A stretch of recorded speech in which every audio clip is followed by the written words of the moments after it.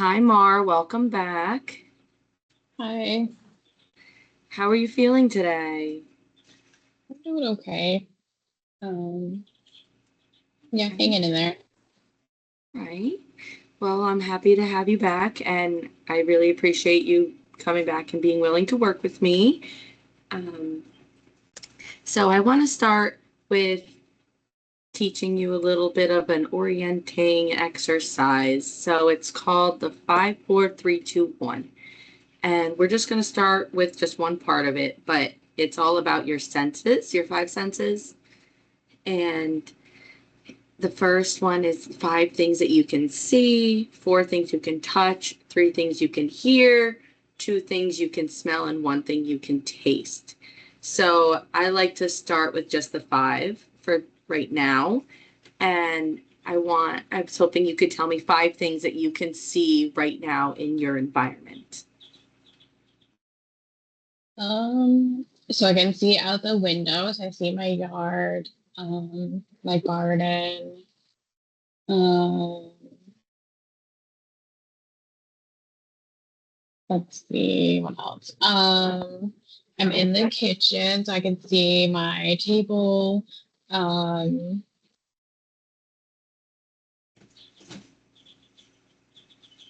uh, I also see pictures like on the wall, so outdoor type pictures like flowers, butterflies, things like that. So where am I at? That's three, right? That's 4. Um, okay. um, and then I guess like plants. So my aloe plant, things like that. Right. So that's just something that I like to do anytime that I'm feeling like strong emotions or I'm feeling any sort of way. Um, it helps to kind of bring you back to the present. And I wanted to just give that to you as a little bit of a tool. You can feel free to use it or not, and I can definitely give you something, a printout before we leave if this is something that you think you might want to use going forward. Okay. So today I want to just introduce you to the type of work that we're going to be doing together, and I'll give you a little bit of an explanation if you're all right with that. Sure. All right. So what we do here is we do exposure therapy, and it's part of emotional processing. So it's about re-experiencing like the trauma and the events, and it helps re-experiencing helps to show us that the mind is trying to heal itself. These unresolved memories of trauma and generally having to to talk about them and re-experiencing them, um, you're more likely to process them and not have them come back if we can talk about them and work through them. So exposure therapy, it is associated with a little bit of distress and like uncomfortable feelings, but if you're able to and willing to talk about what has happened, then the goal is that these feelings and thoughts will decrease, but there's no promise about them going away. For sure, it's about your level of engagement and what we're able to work through together. And throughout this entire experience, I will be working to make sure that the discussions are kept from becoming too overwhelming for you. And if I notice that, then I will definitely kind of redirect us away from feeling overwhelmed. But also, you are free to stop on your own at any time. You do not have to continue talking if you feel uncomfortable. You can stop. You can let me know that you're uncomfortable for the day, and we can end and we can move on from and onto something else. Okay. All right.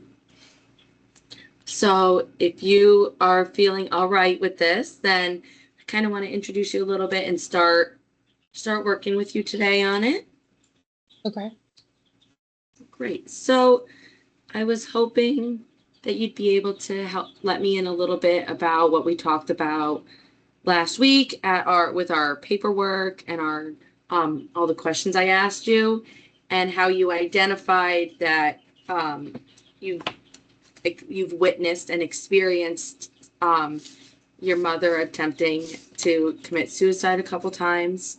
And I was hoping you might be able to identify one of those times for me and give me a little bit of insight and understand what that was like for you.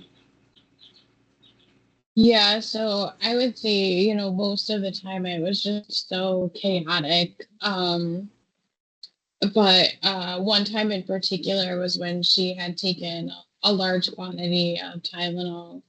Um, and I remember having to, call 911 and all of those things to make sure that what she needed and the help that she needed. But um, it just led to a lot of like disappointment for me, feeling like she was never going to get enough help or never going to be able to like stop trying to end her life, which was very like frustrating and upsetting to me. It felt like she didn't really care about me or my sisters, because if she did, she would want to do something or like stay here to be with us. Um, so it's just like very stressful. And then not knowing like then what was going to happen with me and my sister, where we were going to stay, who was going to take care of us. And I think that's why like I took on a lot of like the motherly responsibilities and helping my sisters, because it was just so frustrating to have like this back and forth and not know when my mom was going to be there when she wasn't. All right. Give me 1 second. This is really great, and and I appreciate everything that you're sharing with me and being open to this safe space and letting me into your experience. Um, it really is a big step, and I want you to know that I do appreciate the work that we're going to be doing together with this. Um, so, can you tell me how you're feeling now, um, having talking about this experience that you had? Um, I mean, it still sort of takes me back to a place of like like stress, anxiety, um, thoughts of like it's just gonna keep happening, like how to stop like all of this. Okay. Now, as you were describing this event, um, were you aware of any thoughts or feelings that you were having while describing it? Not the event itself and how you're feeling during the event, but right now describing it to me. I think sort of like the chaos and like fastness process of all of it. Like that EMS coming and the uncertainties behind all of it, like what's going to happen when they come, what's going to happen when they leave after my mom's gone, like who's going to respond and take care of us, and not knowing like which family member is going to step in or if anybody's going to step in.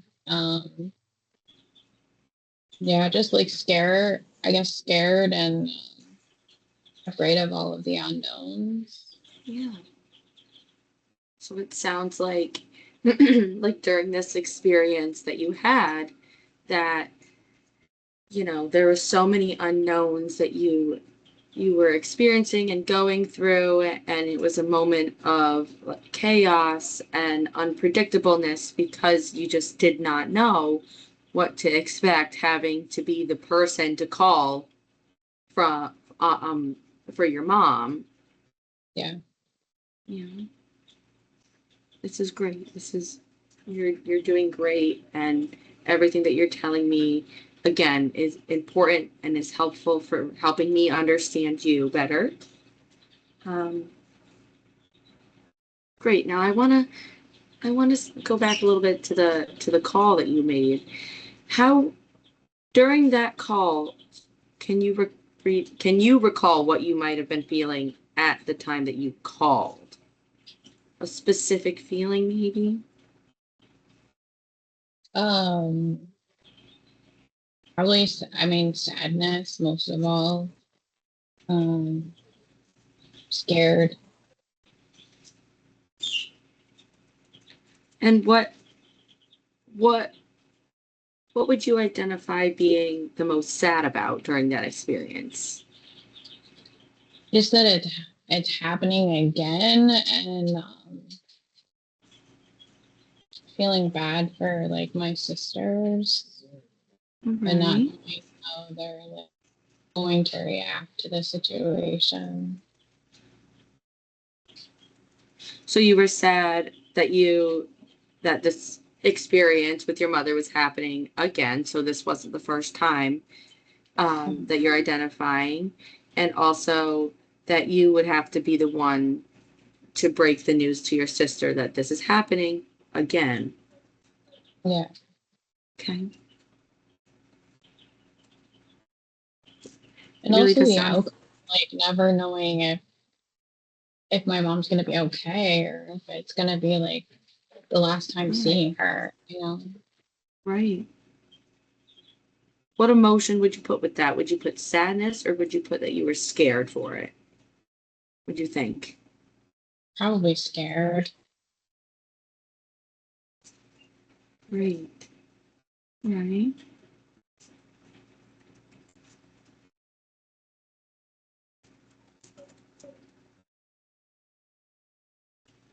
Can you identify any other emotion that you might have been feeling during that whole experience? So far we have sadness, we have scared, we have a little bit of stress around the entire experience. And you also identified feeling a little bit of disappointment. Was Mhm. there Are there any other emotions that you feel like you experienced during that event? Um, Not that I can think of, no.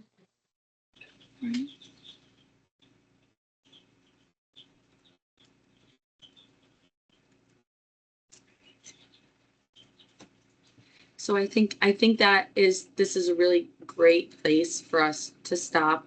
You identified so many parts of that experience and you were able to walk me through your emotions and your feelings during that time. And I think this really does give you a great overview of what exposure therapy is going to look like going forward. Um, and again, like just showing you that this is a safe space for you, and that you can tell me things during about your experiences, and I'm going to be here for you through it, and together we can work through it. Um, so I want to provide you with the handout for the 5 4 3 2 1. If you want to use it, you can. Um, I'd be very interested in having you report back to me next week about how you used it, and if you used it. Again, you don't have to, that's completely up to you. Um, and if you're all right with meeting again at the same time next week. Sounds good. Yeah. All right. So, are there any other questions or anything that I can help you with before we go ahead and schedule and I get you your handout? I don't think so. All right. Thank you so much, Mara, again for meeting with me, and I look forward to seeing you next week. Thank you.